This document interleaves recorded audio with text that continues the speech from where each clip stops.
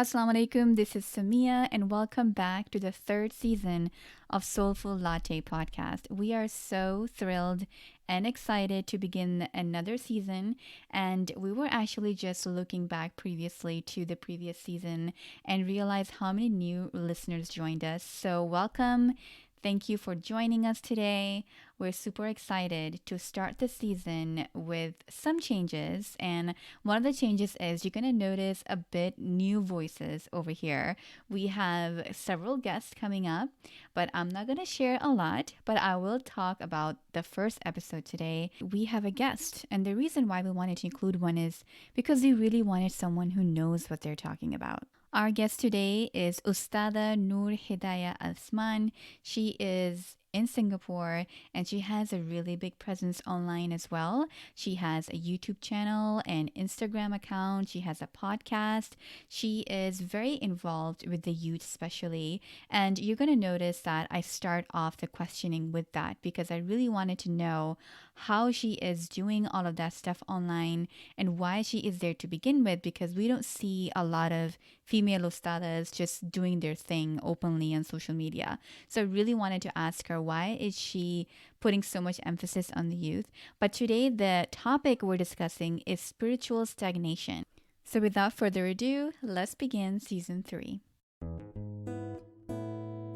Welcome to Soulful Latte Podcast, a weekly conversation between two sisters to help us and our virtual friends online like yourselves grow in life and in faith. We're your hosts. I am Qudsiyah. And I'm Samia. Assalamu alaikum everyone. Today we have Sister Hidayah with us and we're super excited to have you on board, sister. How are you doing?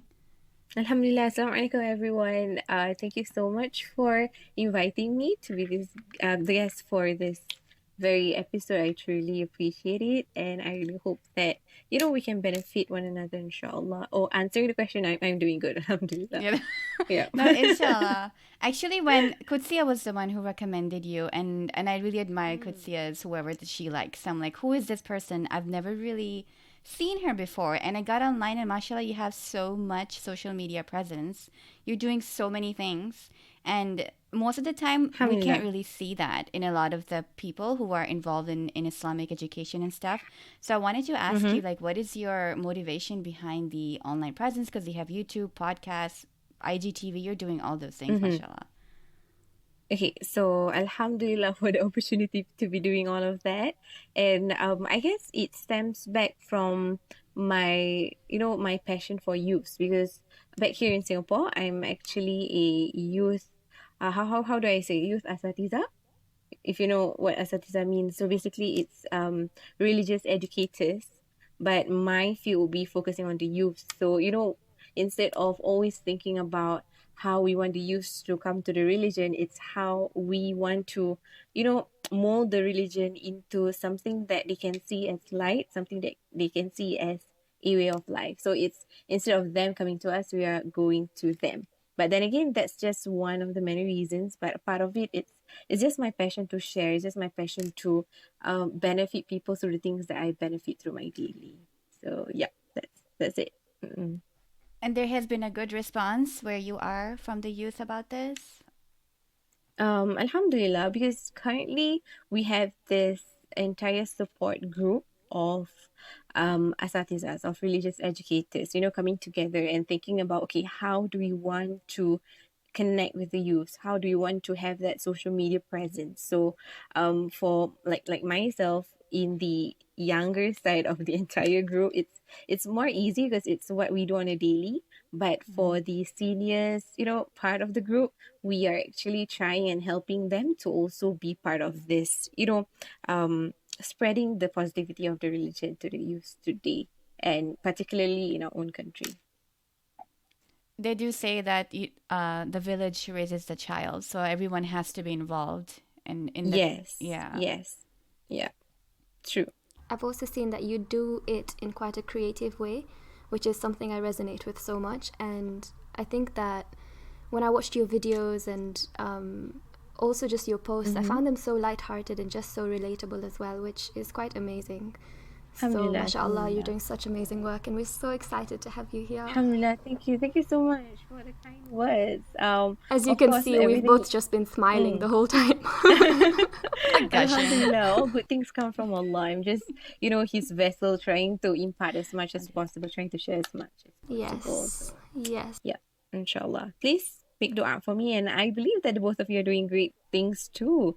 Like, the very first time when I stumbled upon your account on the, what is it? Soulful Latte podcast, right? It's Yeah. what we're on here right now, right? It's amazing. Yes. And I just followed you guys Yeah. back on your personal account. So you guys are doing, mashallah, much greater work, I feel. And I know that there will be a lot more people who will benefit from the things that you're doing, inshallah.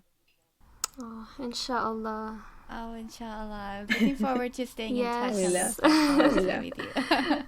So then, in your experience, talking about today's topic Yeah. about spiritual stagnation, in your experience, then you probably have seen, because you are dealing Okay. with a lot of different people, that is there a special way that you define a spiritually stagnant state?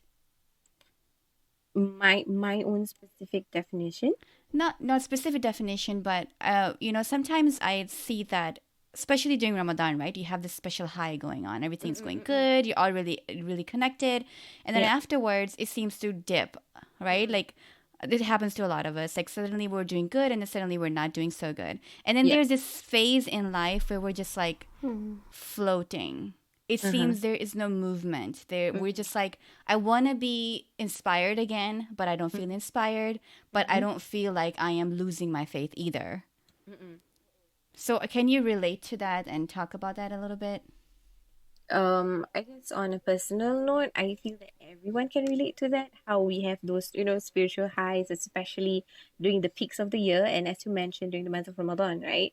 And that is something that I feel everyone can relate to. But I guess on the matter of, just us floating and wanting to get back on track is something that goes back to every single individual based on, our own realization and our own choice, whether we want to go back to that momentum or we want to just stay afloat and go with the flow and just let it be. So I guess this whole concept of stagnation or spiritual stagnation is something that we need to realize in ourselves first things first, and after that realization only then we can actually take steps to counter it or actually overcome whatever whatever thing that we are actually facing at that point in time. So, So, So there's a lot of introspection involved. yes, a lot of introspections and factors, and basically, it's something in which whether we realize or not, I personally feel, and when we don't realize it, then I guess it's something that is difficult for us to overcome. as with anything, yeah. So if let's say Yeah. I'm in a spiritually stagnant place, what would that typically feel like? Right. How would I be able to tell that I'm in a stagnant place? Right. So, you know how on the matter of we always want to be better every single day, and that's something that is really highly highlighted in our religion, like to continue to be better than yesterday. And when we want to be better, but we find ourselves not being better in the perspective of how we expected it to be. Do you get where I'm coming from? So like I want to be better, but as days go by, I don't see myself being better. The more I check on myself, the more I try to introspect myself, I don't see that increase. I don't see that myself being better than yesterday. So I guess that is one of the many ways that we can actually identify that stagnation. And what would you say would be some causes for that is? Like, why am I feeling I guess floating it like that? comes from environment. It comes from the things that we occupy ourselves throughout daily. Like how you mentioned, how we constantly become, at the very peak of our spiritual high, especially in Ramadan, because we are constantly equipped with lots of worship, lots of remembrance on Allah, and especially in the month of Ramadan. We go into fasting, we do all our prayers, and we read more of the Quran, and everybody is doing it. right? Because it's the holy month. It's the month where everyone celebrates Ramadan. But when it comes to other months, those months that don't really push us into the spiritual high, we don't see people worship that much, as much as when we compare it to Ramadan. So I guess, that one big factor to that would be our environment. And I guess, as well as losing our momentum. You know how during Ramadan we would always want to worship 24/7, like every single minute we want to constantly remember Allah subhanahu wa ta'ala. But moving outside of Ramadan, we tend to get distracted, and we also start to focus on other things other than our very own purpose, which is to worship Allah. I was thinking how one of the reasons you mentioned that Ramadan is like a community thing, everyone is doing things together. That's probably one reason we might be stagnated as well, is Yeah. because we're not surrounding ourselves with the people who are either virtually or in person, who are like, hey, let's go and do something special. Yes, I truly agree. And a lot of times, I used to wonder why Allah has given such little pockets in the year where we have special moments where we can connect with Him. Like the last 10 days of, no, the 10 days of Dhul Hijjah and stuff like that. Like the little pockets that we get. And I was like, why that is the case? And then now I realize that because it's kind of like Allah is recognizing that we're just going to go through this roller coaster. And He's like, hey, Yes. look, here you go. Like little gifts throughout the year. Yes. I truly agree on that. And I guess it's through these little pockets that we appreciate these things better, in that sense. If we were to be given that little pocket, in big sizes, I don't think we'd be appreciating as much. But the very fact that we have these little pockets to look forward to every now and then in the entire year, we start to want to prepare for it. We start to want to make full use of the little time and the little span that we have. Right. Subhanallah. My mind is in so many different things. I'm also, one thing on my mind is, so I'm thinking about the times where I feel stagnant, and that also comes in a form of being stuck. All right. And almost having the lack of reminders that I'm here for a purpose, that the small actions I do actually do impact my heart. Because at that time of just floating and you don't feel like you're going anywhere, so you begin to question everything. That's what I feel. And I'm also wondering why that happens. At the same time, I know that that's the way that we're made. Everything fluctuates, including our iman. And I'm also wondering, what is the difference between spirituality fluctuating and it stagnating? Like, what is the difference between the two of those things? Between stagnation and fluctuation. Right. Okay. So basically, for the matter of stagnation, it would be our feeling towards that particular state or towards that particular situation. But fluctuation is on the matter of our state of faith. Like whether my iman is very high right now or whether my iman is very low. But that matter of stagnation is whether I can, identify whether I am at a high or whether I'm at a low. And also going back to the whole concept of, one of the ways to identify is to see whether we are getting better every single day. And when we start to not, be able to identify that, then, stagnation comes in. Then there is stagnation. Would you consider stagnation to be like a very serious condition, like a disease of the heart? It's something that we really need to watch out for. Like I mentioned, it's something that, it goes back to the person whether they notice it or not.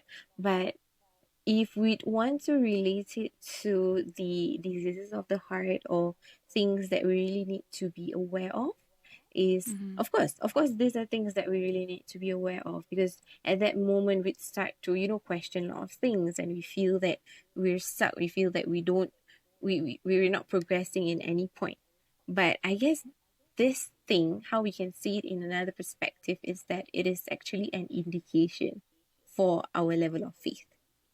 So it's not really like a disease. It's not really like something that is really, we need to be cautious of, but it's more of an indication whether we want to take this indication for us to check back on our faith, check back on our iman, or whether we want to just let it go. So it's important, I guess we can take it as a golden ticket, or when you're on the way to, for example, on the road, then you see do you all have like yellow lights over there, over your side of the world? Yes. Okay. Yellow Just and to check. white. Options. Yeah. So, those yellow lights are like the matter of stagnation, telling you whether you're actually stopping or you're actually going. So if you don't notice that yellow light, then it's going to be difficult for you to actually continue to get back up to be better. But the moment you realize it, the moment you see it, only then you know, okay, there's something wrong with me, there's something wrong with my iman, I need to do something about it. Yeah. And I feel that when you feel that stagnated state, it Mm-mm. comes with a lot of depression and just sadness because, again, we want to be feeling a certain connection to Allah, and all of a sudden we're like, wait, where did it go? Mm-mm. It feels like it's not there. So, yeah, Mm-mm. there's a lot of emotional burden associated with it as well. Mm-mm. So, speaking about that, you know how they say in medicine that prevention is better than treatment? Mm-hmm. And they're like, oh, if you're getting sick, it's better to not be sick than to treat it when you do get sick. Yes. So Mm-mm. I'm assuming that what you Mm-mm. mentioned with the yellow light, that this is kind of like you're approaching some sort of a sickness, and you need to Yes. be really watching out for this. Yes. You know how sometimes we're almost sick, but we're not sick yet? Mm-hmm. Yeah, that is the yellow light. Whether I want to continue to eat on my greens, whether I want to continue to take care of myself, or do I just, go with the flow and let myself fall sick, fall ill, and, be trapped into a certain, viral disease and all of that. So it's more of that, the indication part between actually falling sick and preventing ourselves from getting sick in the first place. So now that we're completely in the stagnated state, right? Like, what are Mm-mm. some steps we can take to get out of it? Okay, first things first, most importantly is to have that awareness, that realization that we are actually in that stagnant state, right? Then again, we can't be better, we can't overcome our situations if we do not have that sense of what was the word again? Awareness. Yes, awareness. Yes. So, moving forward is us, thinking about what we can do about this particular situation.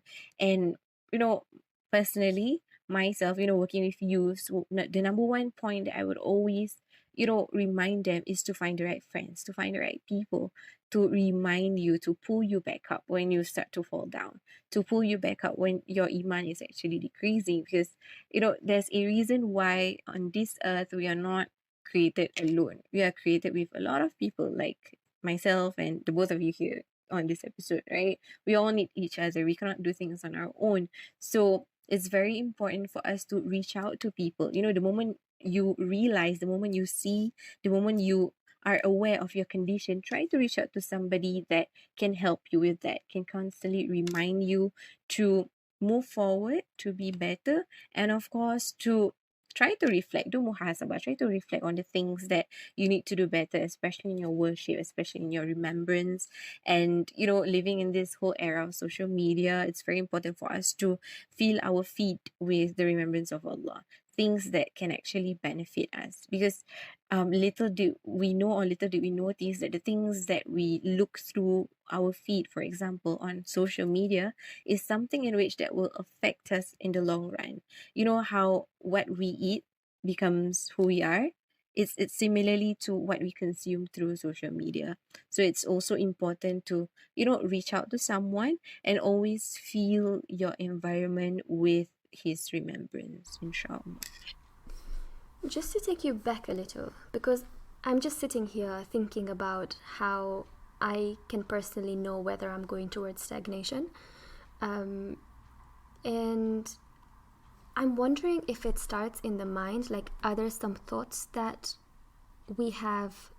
What are those kind of indicators that, hey, hold on a second, you're going towards stagnation? Just to make it a little bit clearer for me. Because I'm trying to look at myself and thinking, like if I'm going towards stagnation, sometimes I don't know that I am until I'm there, and I'm like, whoa, okay, I'm stagnant. What do I do now? So how can I pull myself back? Like, are there any kind of indicators, like practically in terms of thoughts or in terms of things that I would need to really watch out for?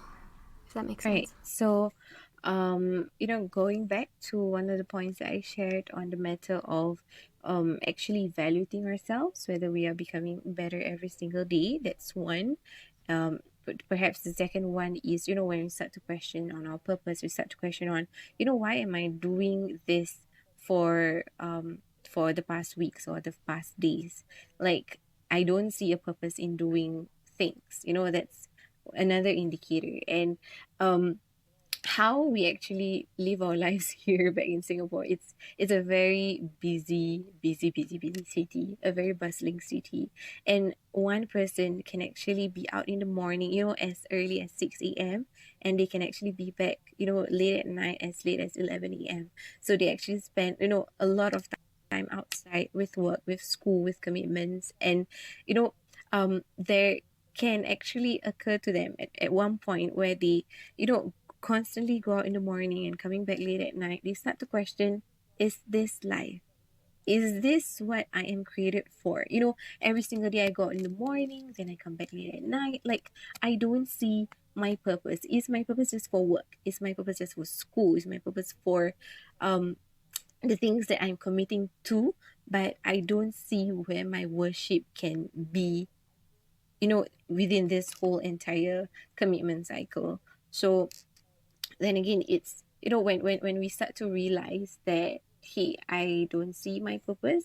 Is my life centered to just commitment, centered to work, centered to school, and all of that? Because essentially, how, we are gifted with prayers. It's, the way how prayers are set is that it's very timely. We will go through our day for a few hours, then the next moment it's Zuhur, the next moment then it's Asar. So it's continuously always going back to his remembrance. So it's not about, just going through our days, going through our hours without having that particular remembrance, but it's with those prayers that, how do I say this? There was one time I was reminded by my teacher how it is important for us to constantly plan our day around the prayer times instead of planning the prayer times around our day. Like, which one is the priority, our day or our prayers? So when we have our prayers in check, and when we have our day planned around our prayers, that is when we see our purpose, that our purpose is to worship but not to work. Our purpose is to worship but not to just go to school and spend our days for the rest of our lives. So going back to the indicators, apart from evaluating ourselves, apart from starting to question our purpose, it's when we start to go deep into the things that we do until we forget, our greater mission in this life, which is to worship Allah Subhanahu wa Ta'ala. So I guess it's also something that I personally have went through before, because I can really get busy. I can really get a lot of things on my plate. So when I start to think about, I'm really tired doing all of those things, and why am I, like, what am I tiring myself for? Right? I'm supposed to be tiring myself for worship, for his remembrance, but why am I tiring myself for everything else, for anything else other than him? So it's really important for us to constantly do reflections, constantly evaluate ourselves. And it is also part of the sunnah of the Prophet sallallahu alaihi wasallam to do muhasabah, to do reflection before bed every single night. So if we're missing that, then we need to take a step back and see, am I in this stagnant moment? Am I in this stagnation, to the very fact that I don't do reflections before I go to bed? Sorry, that might be too long. No, No, it's no, it's perfect. completely Please fine. share your knowledge. Yeah, yeah. Okay. It's really interesting how muhasabah helps us live more intentionally, because I find that when I have a lot on my plate, it takes away that intentional living for me, and that's where I feel like, what am I doing? Because everything's covered up the intention almost. So yeah, that was really reassuring to hear as well. Alhamdulillah. I do have something that you mentioned about personal experience, right? Like, I can go back to my own time as well and be like, there was a state where I was just not stagnated, but totally low. You know, it's like I just don't have motivation, don't have desire, don't even see the purpose. So if someone is going through, and stagnating is not that bad, but I mean, you know, like you mentioned that it's a yellow light, like we're heading towards that direction.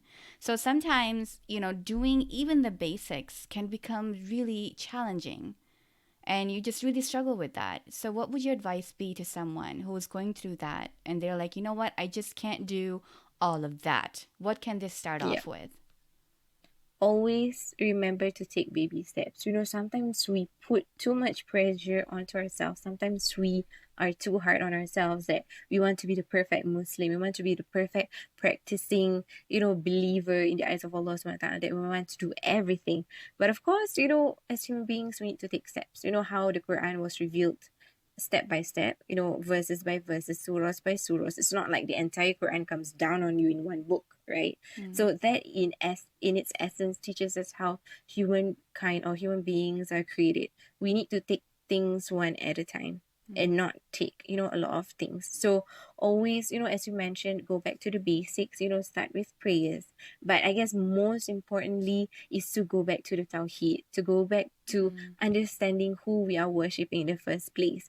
Because sometimes when we start to lose momentum or we start to lose that, spiritual high in even just the matter of praying, sometimes it actually stems back to our understanding to who we are praying to.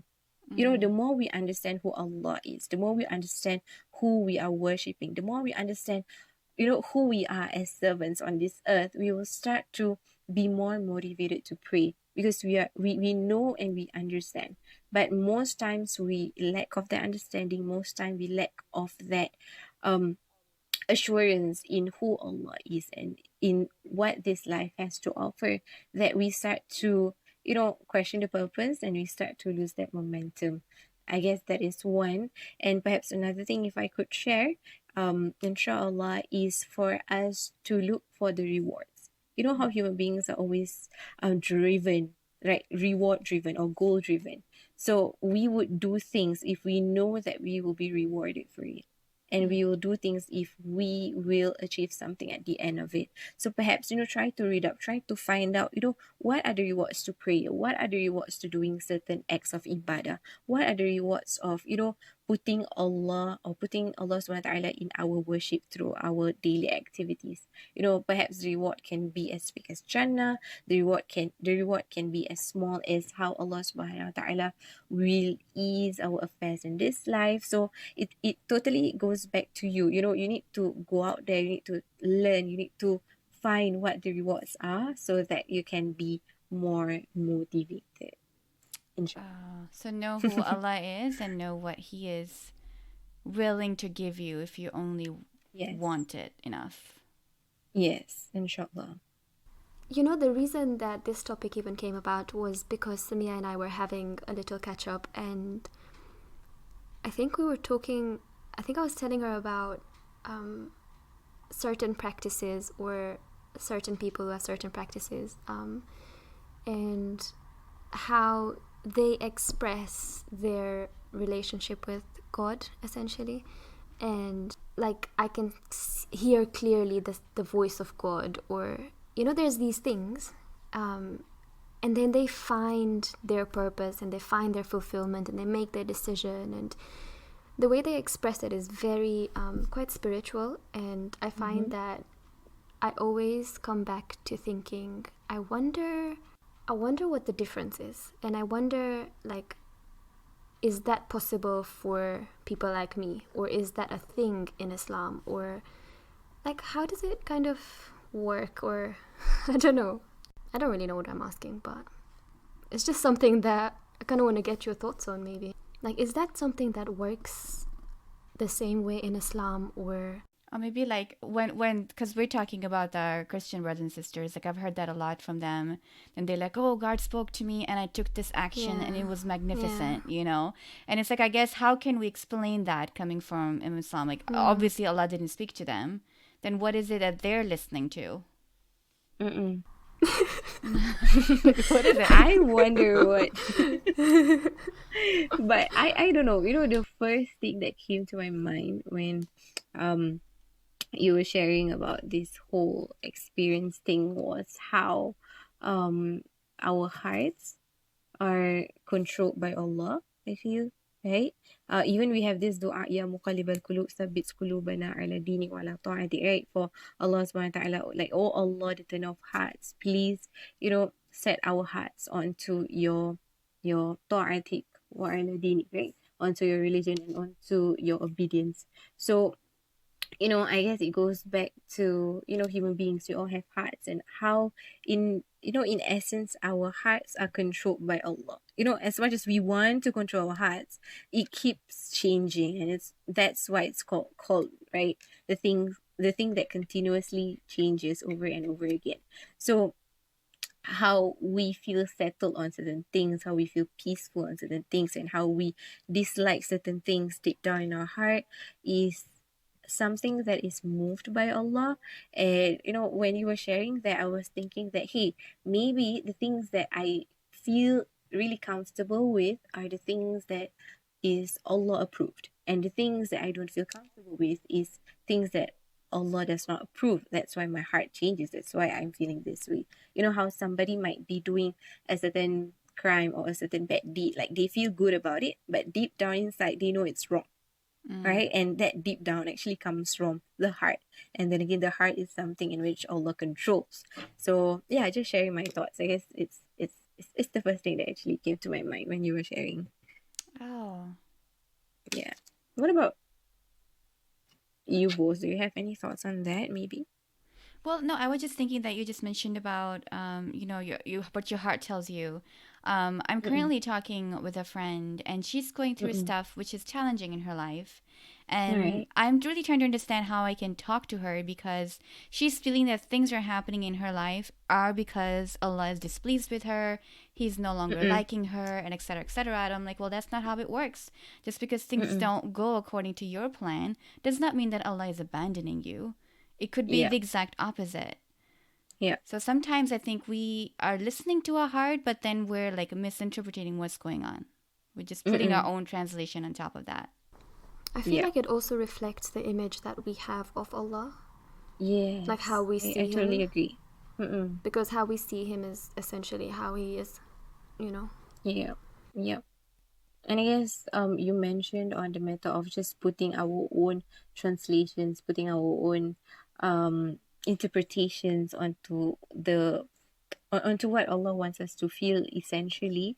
I guess that's just an excuse. A bunch of excuses in which we do not want to accept the truth that is really in front of our eyes. So we start to make up things so that we can actually accept that, whatever that I'm feeling is totally on my side and not on perhaps Allah's side or on fate's side. So I guess it's just for us to make ourselves feel better. But then again, that will only be just a temporary feeling, and it won't last forever because you are still in that particular pit, you're still in that particular spot, and Mm-hmm. you're not moving into somewhere better. Mm-hmm. Yeah. And I guess it's not easy. Of course, it's not easy to talk to someone who's going through a lot, but then Mm-hmm. again, a lot of times we forget that everyone is actually going through something. Yeah. No one is not going through anything. Like if a person says I'm problem free, I'm living this life, I'm having a great life, that is truly a Drugs. lie. That Yeah. is drugs. maybe because Yeah. nobody has no problems, right? You can be the Mm-hmm. happiest person in the world, but there will be a certain challenge, there will be a certain thing that you need to overcome. So yeah, I guess it's something that we need to remind ourselves. And perhaps just sharing on a personal note, um I don't know if you want to include this or not, but I have, Alhamdulillah, I'm not blessed with um, the challenges of mental illnesses or mental issues, like, depression, anxiety, bipolar, and all of that. But I am, as of recent, for the past few years, I have been meeting a lot of friends who, when the friendship got deeper, they start to share things, and most of them actually has mental illnesses or mental issues. And you know, it made me think, number one, you know, to be grateful, alhamdulillah, that I'm not blessed with that certain trial. But then again, if Allah doesn't bless you with this, He'll bless you with something else. He'll test you on something else. Then again, Allah will not, you know, bless you with trials in which you cannot bear, right? But it's not easy, especially when you want to talk to someone who's actually facing that, like mental health issues or mental illnesses, because you are talking from a point that you don't go through what they go through, right? You don't experience what they experience. So they just want someone to hear them out, but they don't expect any advice or any, you know, any tip or two in return. Right. So most of the time it's just, you know, being that listening ear. But then again, us as friends, we will always have that responsibility to remind our friends, to remind them on the remembrance of Allah, because that's what friends are for, right? When you love one another for the sake of Allah, you constantly remind each other about Allah. So if one way doesn't work, maybe we try another way. Maybe we can't be the ones advising. Maybe we need to get someone else who they respect more to actually advise them on certain matters. Maybe we can go to their parents, maybe we can go to their brothers and sisters, or even their teachers. You know, my friend is facing a certain kind of problem and I can't really get to her on this particular matter, but I know that she respects you and I know that she will absorb whatever that you want to share based on this matter. So that's one approach that I personally did on my end. Oh, that sounds really beautiful, actually. Inshallah, that will work. Inshallah. I had to like go through 3 years of stress to actually come to that conclusion, but alhamdulillah, you know how Allah plans things beautifully. So yeah, Jazakallah khair for that, Sister Hidayah. alhamdulillah, alhamdulillah. No, the whole thing was for us to just learn and absorb and just grow through. Our whole thing is that we grow spiritually together. So this was an experience where we're learning, and inshallah, we'll take all the tips you provided and take that into our daily lives, inshallah. And hopefully now be able to recognize that yellow light and make a U-turn, inshallah. Yes, Go forward. inshallah. Well, thank you so much for joining us, Sister Hidayah. Truly appreciate it. Thank you so much for having me. Yes. I double truly appreciate it. Okay. If there's something that you've benefited from today, we'll be so grateful if you'd share it with someone you know. It would help us out a lot if you'd review it on your favorite app and also subscribe to the podcast. You can contact us at Soulful Latte Podcast on Instagram and write to us at soulfullattepodcast@gmail.com. We'd love to hear from you. Until next time, keep growing.